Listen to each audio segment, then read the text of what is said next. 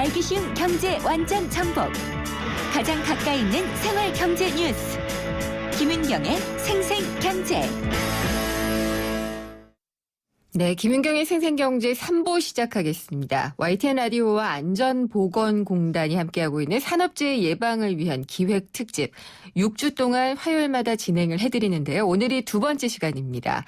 안전에 취약한 건설 현장에 대한 재해 예방 대책을 알아보려고 하는데요. 먼저 간단한 산업재해 퀴즈부터 보내드리겠습니다. 요즘에 퀴즈 많아졌죠.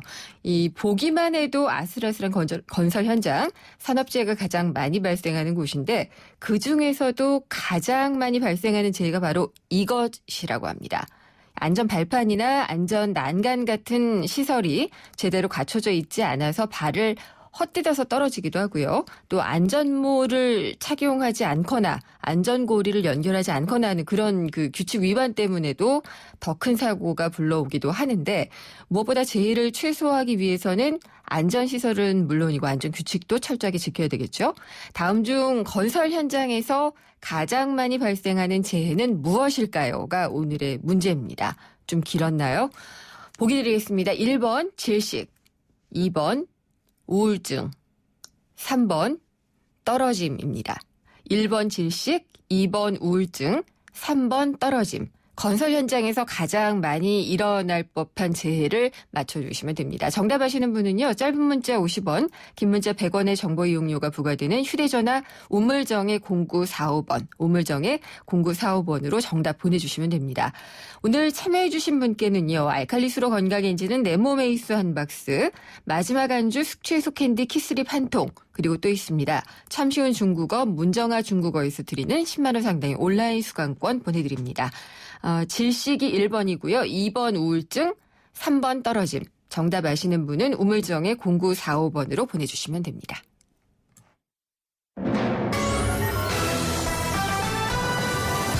경제 뉴스의 진실과 오류, 생생경제가 떴다. 오늘의 생생 인터뷰는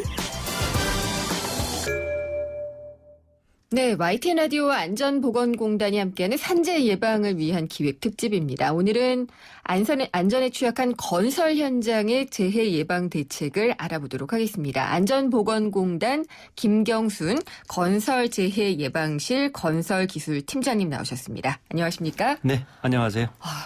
되게 길어요. 네. 예, 팀장님이라고 그냥 말씀을 드리면 되겠죠? 예. 산업재해 중에서 건설재해가 비중이 가장 높나요?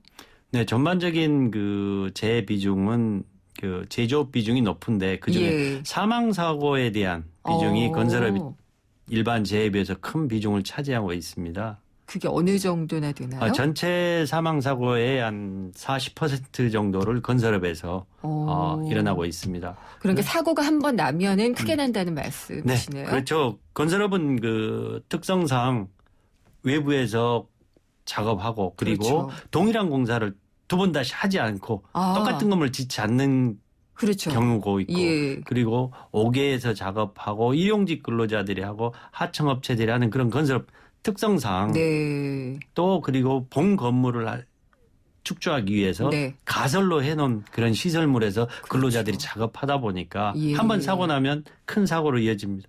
그리고 또 우리 예. 인간들의 욕구에 의해서 좀 더 좋은 건물, 좀 더 큰 건물을 네. 요구하다 보니까 건물이 점점 더 대형화되고 높아지죠. 고층화되다 보니까 예. 한번 사고 일어나면 큰 사고로 이어집니다. 무서운데요. 아닙니다. 근데 이게 사망 사고가 점점 늘어나는 추세인가요? 그렇다면은? 네, 건설 사망 사고가 예전에 연간 한 500에서 600명 정도 일어나다가 네. 여러 가지 재해방 대책으로 인해서 작년에는 약 480명 정도로 좀 감소를 좀 했습니다. 그런데 이제 금년에 또 여러 가지 건설 경기들의 화랑으로 인해서 금년에는 좀 더 늘어나고 있어서 국가적으로 상당히 고민들 많이 하고 관심들 많이 갖고 있습니다. 그렇군요. 예. 제가 아까 문제로도 내드렸는데 그러면 건설 현장에서 나는 산업재해 가장 많은 건 어떤 건가요?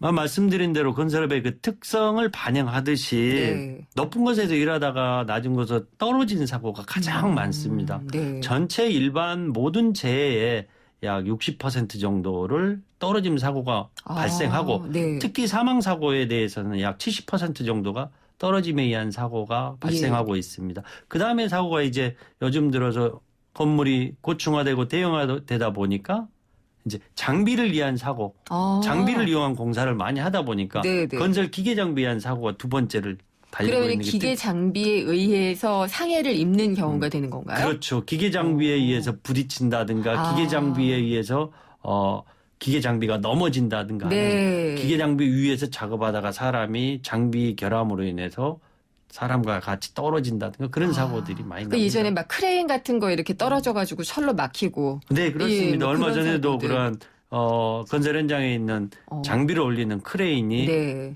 철로로 넘어져가지고 많은 시민들이 불편을 겪은 적도 있습니다. 그때도 사망 사고가 꽤 있었겠죠? 네, 일부 근로자들이 크게 다친 적이 있습니다. 네. 아유, 말씀하다 보니까 걱정이 좀 많이 되는데요. 지금 건설 공사 현장에 한번 찾아가 봤습니다. 그래서 안전 관리하시는 분과 근로자분들의 얘기를 리포터가 가지고 왔는데요. 한번 들어보도록 하겠습니다. 네.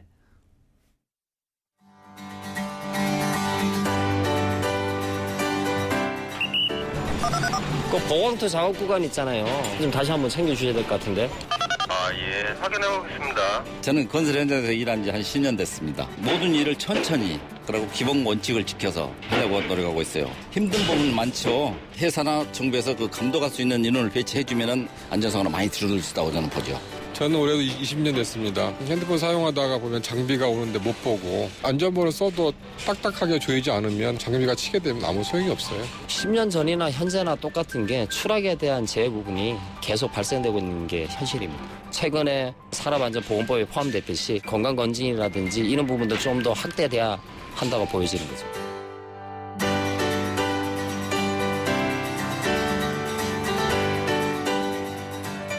건설 현장의 안전을 관리하시는 분의 고민, 그리고 또 현장에서 일하시는 분들의 고민이 그대로 나온 것 같아요.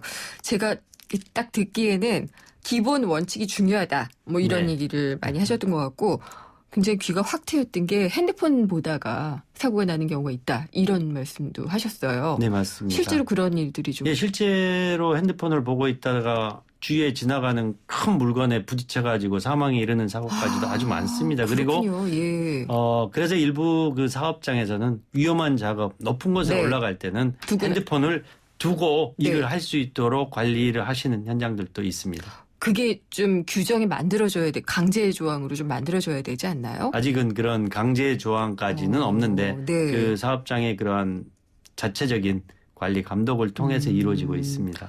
근데 그리고 또 인상 깊은 말이 10년이나 지금이나 똑같은 게 떨어지는 사고 여전하다. 이렇게 말씀하신 분이 있었거든요. 어떻게 들으셨어요?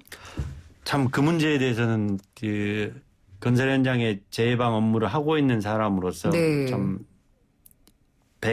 190만, 180만 건설 근로자들에게 미안한 마음이 있는데 사업주가 제공하는 그러한 각종 안전 장치나 안전 시설들을 그대로 활용하기만 하면 되는데 아직까지도 소규모 사업장에서는 그 안전에 대한 투자하는 게 조금 미흡하기 때문에 그러한 부분들이 근로자들이 느끼기에는 좀 도움을 더 주셨으면 하지 않느냐 그런 생각을 하는 것 같습니다. 구체적으로는 어떤 게 있을까? 이런 것까지는 좀 해야 된다. 아까도 말씀하셨지만 제도적으로는 잘 만들어져 있다고 말씀을 하셨거든요. 근데 그게 현장에서 다 발현이 안 되는 뭐 비용의 문제라든지 이런 것 때문에 안 되는 경우가 뭐가 있을까요? 좀 안전장비를 덜 만들거나 뭐 이런 거 될까요? 대형 사고로 이어지는 내용들을 보면은 대부분 그 안전 작업 계획은 정확하게 수립을 하고 있는데 그게 근로자에게 주지를 시킨다든지 교육하는 게 미흡하고 그리고 작업을 하고 있는 동안에 좀 전에서 현장의 목소리도 들었습니다마는 직접 감독하고 확인해 준 사람이 없기 때문에 좋은 제도나 좋은 기준을 가지고 있으면서도 실행력이 떨어지는 게 요즘 건설 현장의 큰 사고의 원인으로 나타나고 있습니다. 그러면은 그런 것들을 만드는 거야 당연히 이제 법제도에 있으니까 만드는데 현장에서는 그걸 알려줄 사람이나 감독할 사람이 없다. 그거 인건비네요. 네, 그래서 이제 정부에서는 그 안전만 이렇게 확인할 수 있는 제3의 그 사람들을 네. 이제는 배치를 해야 된다. 예. 예전 지금 같은 경우는 건설 현장에 품질이라든가 공사비 같은 경우만 이렇게 확인하기 위해서 네. 그 건설 사업 관리자 예전 용어로는 감리원을 뒀는데 네. 앞으로는 이제 안전만을 전담하는 그런 감리원도 둬야 된다는 목소리가 여기저기서 나오고 같아요. 있습니다. 예. 그리고 또 우리나라 외국인 노동자 많아졌잖아요. 예. 그래서 이게 언어 문제가 있어서 교육을 제대로 할 수 있느냐라는 또 의문이 들기도 하고 또 이 기구 활용법 같은 경우에도 숙지 못하는 경우가 있지 않을까 싶어요. 네, 물론 외국인 근로자의 정상적인 취업 절차를 밟으면 국내에 들어와서 작업하기 전에 정부 기관에서 이제 소정의 교육을 시키고 네. 그 사업장에 이렇게 배치가 되는데 지금 언어적인 그런 문제들이나 지시하는 내용들을 정확히 숙지 못해가지고 일어나는 사고들이 있습니다. 특히 건설 현장에서는 네. 저 상간 오지에 있는 그런 쪽에 또 조그만 현장에 그 외국인 근로자가 예. 배치가 됐을 경우에는 체계적인 그런 교육을 못 받고 있는 경우들도 있고 대화가 되지 않아서 하는 경우도 있고 그러니까요. 그러면 네, 그래서 그런 것들을 막기 위해서 저희 안전보건공단에서는 네. 그 13개 국어로 되어 있는 외국인 근로자와 통화할 수 있는 앱을 개발을 해서 관리자들에게 배치해주고 있습니다. 네. 그래서 약 기본적인 대화는 예. 그 앱을 통해서 할 수 있는 그 서비스까지 제공하고 있습니다. 저는 그냥 책자가 있습니다. 이러실 줄 알았는데 앱이 있군요. 네, 책자는 당연히 작업 네. 내용별로 안전작업할 수 있는 그런 내용들을 담고 있고 네. 앱을 통해서 통화도 할 수 있습니다. 예, 그러니까 안전보건공단에서 하고 있는 일을 실제로 저희가 잘 몰라가지고 이용을 못하는 경우도 많이 있는 것 같네요. 예, 저희들 앞으로 많이 좀 홍보 좀 하겠습니다. 예, 그래서 외국인 노동자도 문제고 또 예, 나이가 많으신 분들도 요즘에 이제 일을 많이 하시잖아요. 네, 신체도 그렇습니다. 건강하시고 예. 하니까 그런 부분은 또 문제가 없나요? 그 건설 현장에서 투입되고 있는 근로자들이 2013년도를 기점으로 해가지고 50세 이상 장년 근로자가 건설 현장이 역전했습니다. 예전에는. 왜 그러냐면 최근 네. 들어서 이 젊은 그 근로자들이 유입되지 않고 있습니다. 험해서 그런가요? 건설 현장이 처음에 말씀드렸듯이 예. 오개 작업이고 네. 그 위험한 작업이다 하니까 좀 들어오는 것을 좀 젊은이들이 좀 꺼리하는 좀 더 쉬운 쪽에 투입된 일들이 많아서 네. 상대적으로 이제 50대 이상 되는 그 장년 장년층, 근로자가 예. 유입되는 게 더 많습니다. 그래서 그분들이 하루에 아침 7시부터 시작하고 11시간 정도 평균 일을 하고 무거운 물건을 들어서 날려야 되고 예. 할 때 집중력이 좀 떨어지고 그렇죠. 하기 때문에 그런 장년 근로자가 차지하고 있는 그런 재자 네. 점유율이 예. 점차적으로 계속 높아지고 있어서 정부 정책으로서는 상당히 예. 그쪽에 투입을 해서 네. 사업주에게 작업하는 시간을 좀 규제를 할 수 있게 자율 규제를 한다든가 휴식 공간을 둔다든가 네. 작업 내용을 근로자에 맞게끔 예. 작업 배치를 원한다든가 저희 지도 감독을 하고 있습니다. 그런 경우는 있을 것 같아요. 조금 뭐 근로시간을 줄여라라고 하면은 그만큼 줄이면은 또 받는 돈이 적으니까 그렇죠. 욕심껏 예, 예. 하시려다가 또 안전사고가 일어나기도 하고 예. 그렇지 않을까라는 생각이 좀 들기도 하네요. 근데 이런 거는 진짜 좀 제도를 바꿀 때도 되지 않았을까요? 이제 고령화 사회가 진짜 본격화되고 있으니까요. 네, 그래서 이제 고령 근로자나 장년 근로자들이 예. 적합하게 일할 수 있는 작업 그 작업 내용적으로 사업장에 안내하도록 해야 네. 되고 예. 그리고 위험한 그 높은 곳에 작업한다든가 아니면 무거운 물건을 네. 든다든가 하는 부분들은 장비를 이용해서 작업을 하도록 함으로써 예. 결국 우리 건설 현장에 있는 약 190만 근로자들이 편하게 네. 일할 수 있는 길이지 않겠나 생각합니다. 하나 더 여쭤보고 싶은 네. 게요. 그러면은 이 건설 현장 같은 경우에는 일용직 근로자가 많으시고요. 네. 정규직보다는 네네. 그런 분들이 많으시고 또 파견, 하청을 받아서 하시는 분들이 꽤 많이 있거든요. 네. 산재 문제 해결할 때 좀 많이 잡음도 나거나 갈등도 있지 않나요? 건설 현장에 대한 산재 문제는 예. 모든 그 책임을 건설 현장 원청이 지우도록 지금 법적으로 규제하고 있습니다. 네. 그래서 하청에서 예. 근로자들이 일을 하더라도 네. 건설 현장일 경우에는 원청에게 교육이라든가 관리 감독 네. 모든 행위들을 하도록 하고 사고가 나면 원청에서 처리하는 절차, 법적인 제도가 있기 때문에 네. 그 문제는 아마 어떤 근로자들이 다 보호될 수 있을 걸로 생각됩니다. 잘 여쭤본 것 네. 같아요. 잘 정비되어 있는 법제도가 잘 활용될 수 있으면 좋겠습니다. 오늘 YTN 라디오와 안전보건공단이 함께하는 산재 예방을 위한 기획특집 두 번째 시간이었고요. 안전에 취약한 건설 현장의 재해 예방 대책 알아봤습니다. 안전보건공단의 김경순 팀장님이었습니다. 감사합니다. 네, 감사합니다. 총서 개고번 외국조 고객님께 정말 감사드립니다. 요즘 제가 대리운전하면서 좌우로 열심히 뛰어다녔더니 살이 그냥 쪽쪽 빠지고 있어요. 좌우로 등열 2588 살 빠지네 살이 빠져 2588 살 빠지네 2588. 백종원입니다. 이 소리 다 아시죠? 김치톡톡의 유산균 소리. 그런데 더 놀라운 건 이 유산균이 감칠맛을 낸다는 사실이에요. 기대하세요. 유산균이 12배 더 많아 진짜 맛있는 김치. LG 디오스 김치톡톡. 도시를 떠나지 않아도 오롯이 나만의 시간, 나만의 여유를 찾는다. 나는 테라스에 산다. 개통 예정 운양역 앞에 오는 한강신도시 대규모 테라스타운. 운양역 한신휴 더 테라스.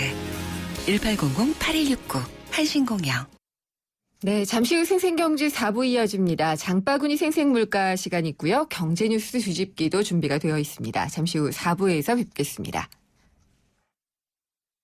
찬바람이 부는 요즘 건설 현장에서의 안전점검 이상 없으신가요? 건설 현장은 높은 곳에서 이뤄지는 작업이 많고 날씨의 영향을 많이 받다 보니 크고 작은 재해가 끊이지 않고 있는데요. 특히 최근에는 외국인과 고령의 근로자들이 건설 현장에 많이 유입되면서 그 우려가 더 커지고 있습니다. 건설재해 예방을 위해서는 첫째, 근로자는 안전보호구를 꼭 착용하고 작업장 내 안전수칙을 준수해야 합니다. 둘째, 사업주는 규정에 맞게 안전시설을 설치하고 정기적으로 안전교육을 실시해야 합니다.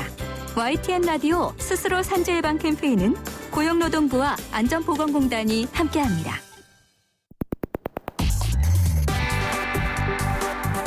어려운 경제학은 가라. 귀에 쏙쏙 들어오는 김인경의 생생경제.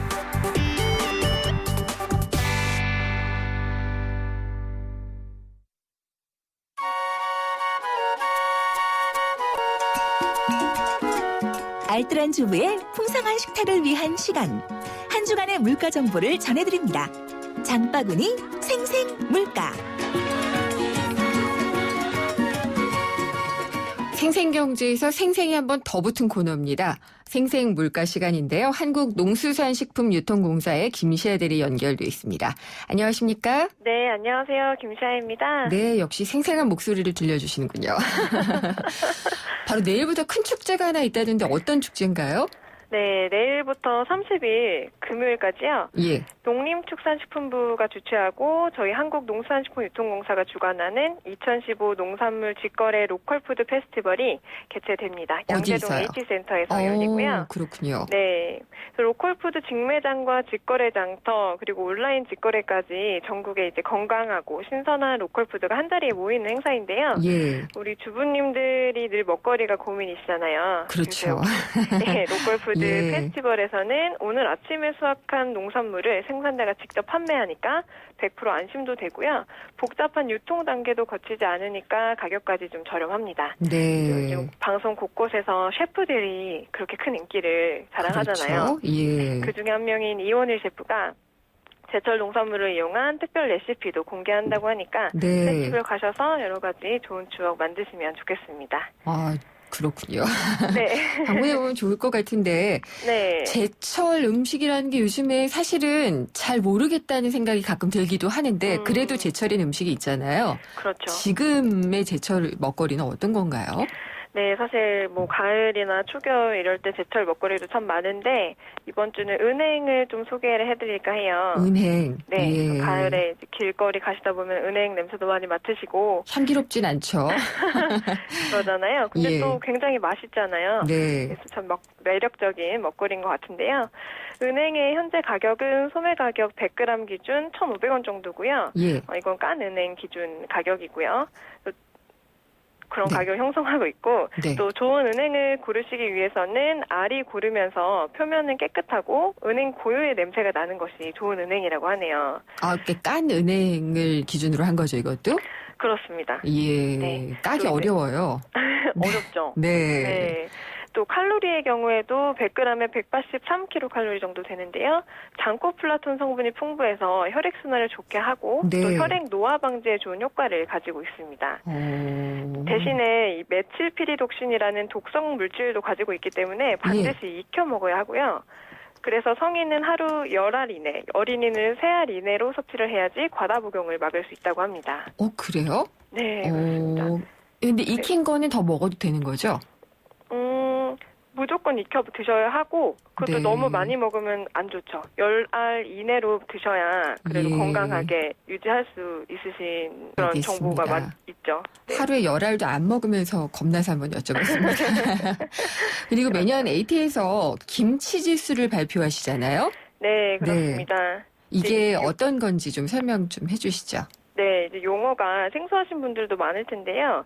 김치 지수는 4인 가족이 김치를 담그기 위해서 김치에 들어가는 13가지 재료를 구입하는 비용을 지수화한 것인데요. 올해 김장 비용의 추세를 파악하고 또 소비자들이 합리적으로 구매할 수 있게끔 지원하는 역할을 이 지수가 하고 있습니다. 네. 이 김장 비용에 대한 종합 지수를 이렇게 발표함으로써 일부 품목의 가격이 폭락하거나 상승했을 경우에 물가 불안정에 대한 불안감도 해소할 수 있고요. 아까 말씀드렸듯이 김치 지수를 구성하는 13가지 품목은 배추, 무, 고춧가루, 깐마늘, 대파, 쪽파, 생강, 미나리, 갓, 굴, 멸치액젓, 새우젓, 굵은 소금으로 네, 저희가 김치 담글 때 다 자주 필요한 쓰는 거네요. 예. 그렇죠. 재료로 구성이 되어 있고요. 이 김치 지수를 산정하기 위해서 저희 공사에서 전국 18개 전통시장 그리고 25개 대형 유통업체에서 품목별 가격을 조사해 지수를 산정하고 있습니다. 그러면은 김치 지수는 매월 발표되나요? 네, 매월 20일 이후 금요일에 저희 자료가 올라가기 때문에 그때 네. 발표가 한 번씩 되고 있습니다. 그러면은 10월 것도 나왔겠네요?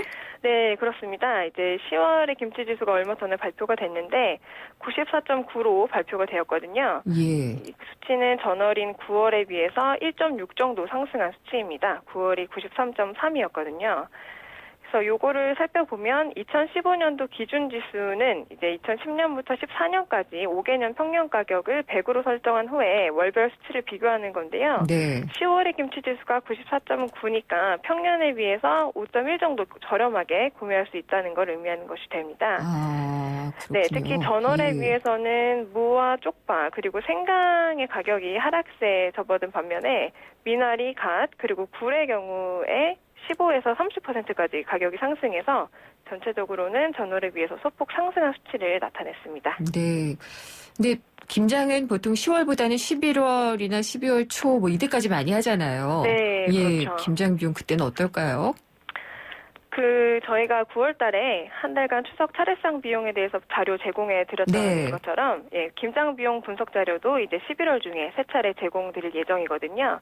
그래서 자세한 수치는 그때 3차례에 걸쳐서 받아볼 수 있고요. 네. 11월 12일, 19일, 26일 3차례에 걸쳐서 김장 비용 추세나 예. 품목별 가격 동향 등을 자세히 제공해 드릴 예정입니다. 알겠습니다. 네.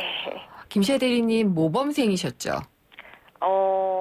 제가 판단해도 되는 건가요? 네, 모범생이셨을 것 같은 게 제가 네. 지난주에 그냥 궁금하면 다 여쭤보기 때문에 장단콩을 제가 여쭤봤었거든요. 그렇죠. 했더니 이거에 대해서 또 알아오셨다고요? 네, 제가 또 잘 대답을 못 해드린 게 마음에 걸려서 네. 좀 찾아보는데요. 굉장히 재밌더라고요. 이 장단콩에 엮인 얘기가. 해주세요. 그래서 좀 알려드릴까 합니다. 네. 예, 장단콩은 흔히 메주콩이라고 불리는 콩이더라고요. 아, 네. 근데 이제 그 중에서도 파주에서 나는 장단콩이 가장 유명하다고 해서 장단콩이라고 하면은 파주콩 하시는 분들이 많으시다고 해요. 네. 그리고 파주시의 민간인 통제구역의 안쪽이 바로 장단콩의 주요 산지인 장단면이라고 하더라고요. 그러니까 지역 이름을 딴 거군요. 그렇죠. 예. 장단콩의 장단이라는 게 콩의 품종인 줄 알았어요, 저도. 근데 이제 콩이 나는 지역을 말하는 것이었더라고요. 그렇군요. 네. 저도 김시아 대리님도 다 장단콩에 대해서 잘 알게 됐네요. 그렇죠. 청취자분들께서도 장단콩이 뭔지 이제 알게 되셨을 것 같아요. 예, 그러면 감사하죠. 다음번에도 또 좋은 소식 부탁드립니다. 감사합니다. 예, 감사합니다. 한국농수산식품유통공사의 김시아 대리였습니다. 이건 왜? 뉴스에선 볼 수 없었던 뉴스 속 스토리. 경제뉴스 뒤집기 한파. 네, 경제뉴스를 넓고 깊게 살펴보는 시간이죠. 경제뉴스 뒤집기. 이필상 서울대 경제학부 겸임 교수님 모십니다. 안녕하십니까? 네, 안녕하세요. 예, 오늘 대우조선 실적 발표를 했던데 역시나 1조 원 이상의 적자가 났더라고요. 네, 그렇습니다. 너무 커요.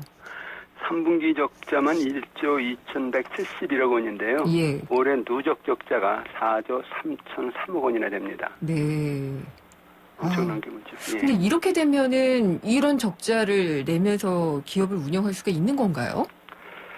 예, 부도가 날 수밖에 없는 상황에 이렇게 이제 볼 수가 있는데요. 그 대우조선은 1997년에 외환위기 때 3조 원의 공적 자금을 투입하고 산업은행이 인수한 국내 3대 조선사 중 하나거든요. 네. 지금 그 대우조선이 한마디 비투성입니다. 올해 발생하는 적자만 5조 3천억 원 정도로 지금 예상이 되는데요. 그렇다 보니까 부채 비율이 무려 4,000%나 됩니다. 예. 현재 대우조선의 부채 총계가 17조 4,500억 원 정도인데요. 이 중에서 1년 이내에 갚아야 되는 유동부채가 14조 6,600억 원이거든요. 네. 그렇지만은 대우조선이 가지고 있는 현금이나 유동자산이 11조 4,200억 원밖에 안 되니까 이게 턱없이 빚 갚기도 부족한 거죠. 그러면은 조선업이 좀 잘 안 된다는 얘기는 많이 있었잖아요. 네. 그런 경기의 영향일까요? 아니면은 경영을 잘 못한 걸까요? 원인이 두 가지인데요. 예. 우선 직접적인 원인은 바로 조선 경기의 침체입니다. 네. 그러다 보니까 우리나라 3대 조선사인 현대중공업, 삼성중공업, 그리고 대우조선 이 세 회사가 해양 플란트 사업에 아주 사활을 걸었거든요. 네. 그런데 문제는 우리나라 이 조선사들이 이 해양 플란트에 대해서 기초 설계 능력이 부족했다는 겁니다. 그러니까 공사비가 굉장히 많이 들었고요. 더 나아가서 공기를 제대로 마치지 못해서 연장하는 바람에 배상금도 많이 물었다는 겁니다. 그래서 이 3사가 모두 10조 원대의 손실을 껴안게 됐는데 정말 조선사들은 참사죠. 근데 그나마 작년에 삼성중공업하고 현대중공업은 손실이 이만큼이다 해서 정확히 알리고 대응을 했거든요. 네.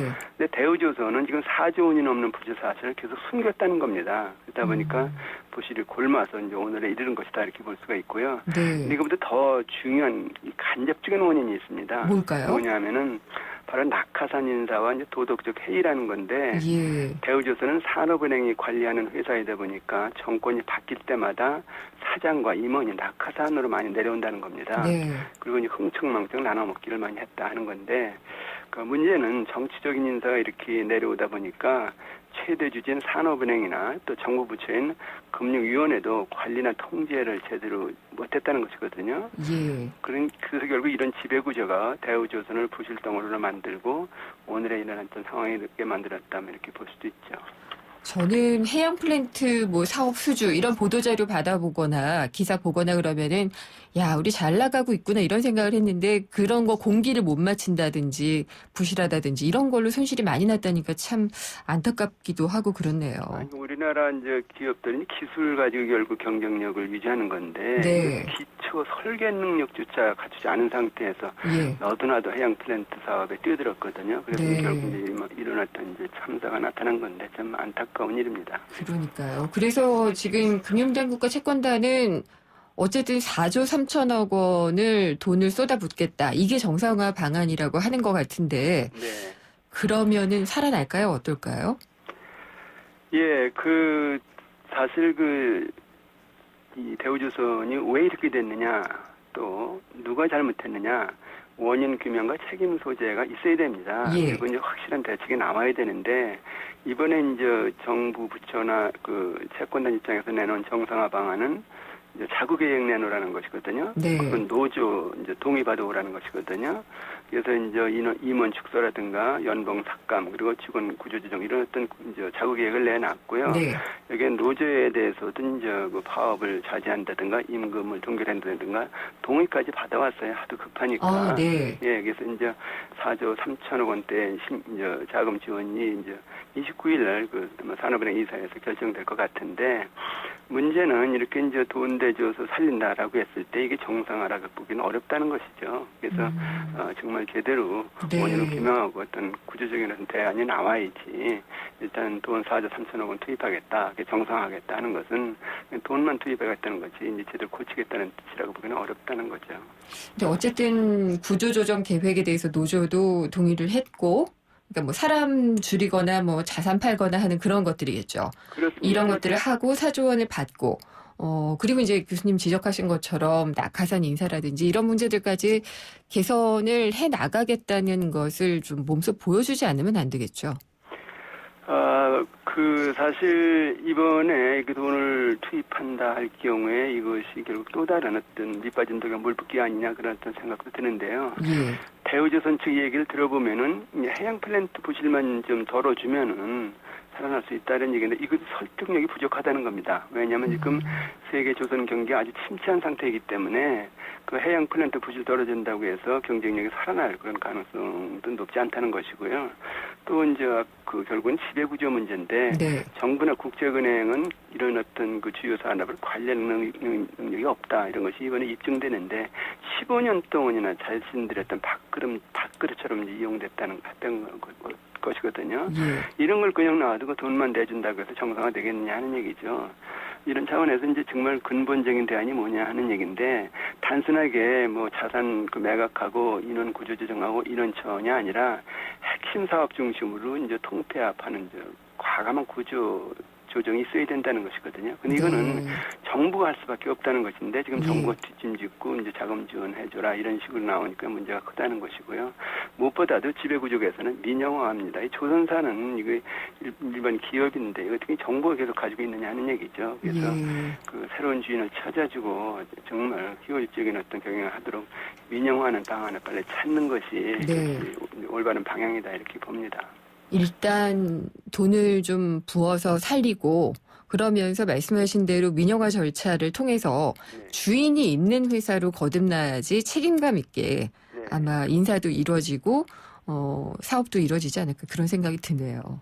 예, 더 나아가서 우리나라 조선산업 지금 전반이 문제거든요. 이번에 대우조선을 기획으로 해서 조선산업을 전반적으로 재편하는 그런 어떤 청사진도 나와야 될 것 같습니다. 과잉 투자가 됐다고 보시는 거죠? 그러면요. 네.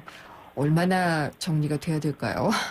아니 지금 우리나라 3대 조선사 하면 이제 3대 삼성중공업, 대우조선, 그다음에 현대중공업 이런 건데 지금 이제 들리는 얘기는 삼성중공업하고 대우조선하고 합치는 게 어떠냐 그런 어떤 안도 나오고 있어요. 왜냐하면 두 회사가 건조 선박이라든가 규모라든가 인력 구조 거의 유사하다는 것이거든요.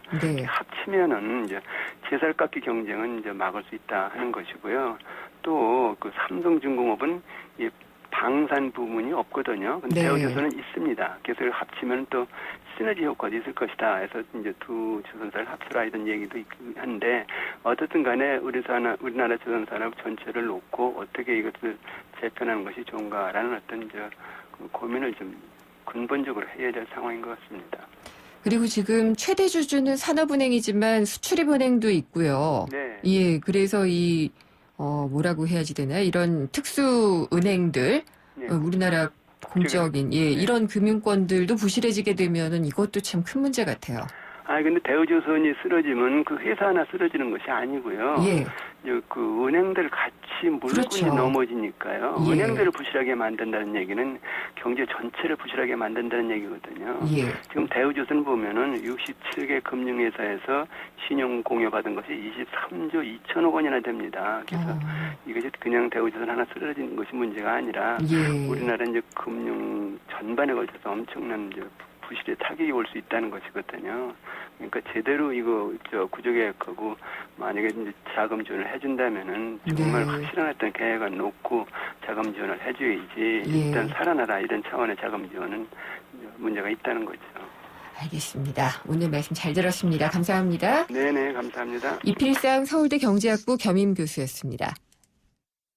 호주 워킹 홀리데이만 떠올렸다면 호주TV 무비 채널을 추천합니다. 세상의 중심에서 사랑을 외치던 영화 속 울루루. 호주는 카메라만 들면 영화가 되는 로맨틱한 곳이네요. 내 마음속엔 호주가 온에어되고 있다.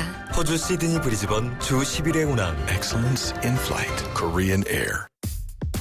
금융회사에게 묻습니다. 안정적인 수익에는 뭐가 제일 중요할까요? 어떻게 해야 제 연금을 잘 키울 수 있죠? 미래에셋증권이 답합니다. 글로벌 자산 배분하세요. 세액공제로 절세 효과까지 준비된 연금 전문가 미래에셋증권. 투자 손실에 유의하세요.